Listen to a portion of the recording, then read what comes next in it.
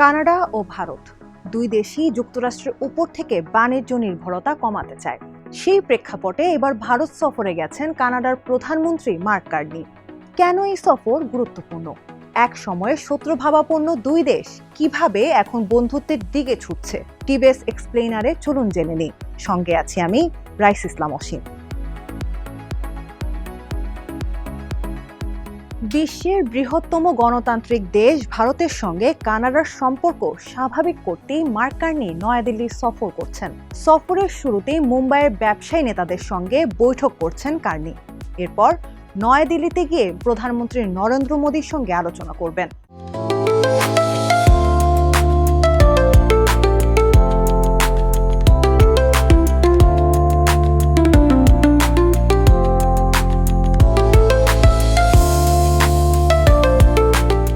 কানাডার মাটিতে শিখ নেতা হরদীপ সিং নিজ্জার হত্যাকাণ্ড নিয়ে একসময় এই দুই দেশের মধ্যে ব্যাপক উত্তেজনা সৃষ্টি হয়েছিল।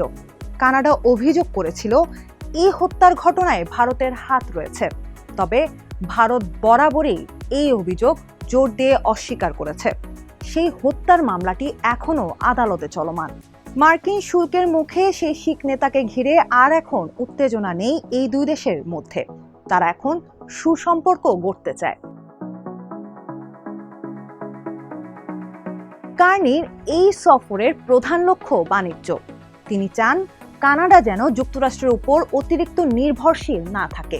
সেজন্য নতুন বাণিজ্য অংশীদার খুঁজছেন তিনি। ভারতের সঙ্গে একটি পূর্ণাঙ্গ মুক্ত বাণিজ্য চুক্তি নিয়ে গত 15 বছর ধরে আলোচনা চলছে, তবে এতদিন নানা কারণে কোনো অগ্রগতি হয়নি। এখন যুক্তরাষ্ট্রের শুল্ক আরোপ এবং মার্ক কার্নির তুলনামূলক বাস্তববাদী পররাষ্ট্রনীতির কারণে এবার দিল্লির সঙ্গে সম্পর্ক ঠিক করার চেষ্টা করছে অটোয়া। গত বছর ক্ষমতায় আসার পর কার্নি ভারতের সঙ্গে সম্পর্ক উন্নয়নে একাধিক পদক্ষেপ নেন। আলবার্টায় অনুষ্ঠিত G7 সম্মেলনে মোদীকে আমন্ত্রণ জানানো হয়। কানাডার পররাষ্ট্রমন্ত্রী অনিতা আনন্দ এবং ভারতের পররাষ্ট্রমন্ত্রী এস জয়শঙ্করের মধ্যে একাধিক বৈঠকও হয় সে সময়।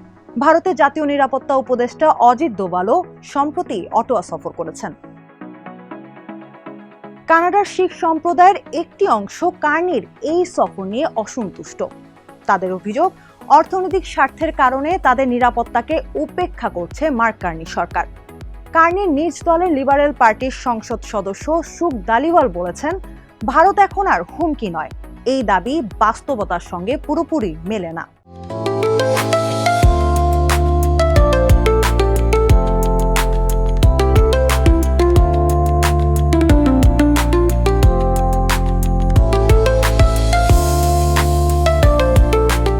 কানাডা সরকার বলছে দুই দেশ জাতীয় নিরাপত্তা ও বিদেশি হস্তক্ষেপ নিয়ে সরাসরি আলোচনা করছে। বর্তমানে কানাডার মাটিতে সহিংস ঘটনার সঙ্গে ভারতের সম্পৃক্ততার কোনো প্রমাণ নেই বলেও তারা জানিয়েছে। এমন পরিস্থিতি থাকলে এই সফর হতো না, এমন মন্তব্য করেছেন কর্মকর্তারা। এই সফরে কার্নির কর্মসূচি দেখেই বোঝা যায় তিনি মূলত বাণিজ্য নিয়ে ব্যস্ত।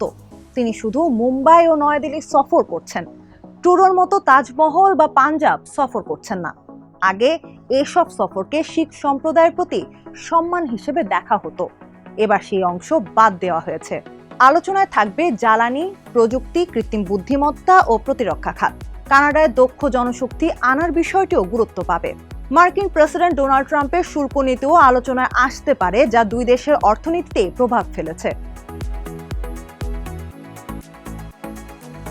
2024 সালেই দুই দেশ প্রকাশ্যে কড়া ভাষায় একে অপরকে আক্রমণ করেছিল। ভিসা সেবা বন্ধ হয়ে যায়, কূটনৈতিক বহিষ্কারও করা হয়। কিন্তু এখন পরিস্থিতি আগের মতো নেই। ভারত সম্প্রতি ইউরোপীয় ইউনিয়নের সঙ্গেও বাণিজ্য চুক্তি সই করেছে। একই সঙ্গে ভারত ও কানাডা দুই দেশকেই চাপের মধ্যে ফেলেছে ট্রাম্পের শুল্ক নীতি।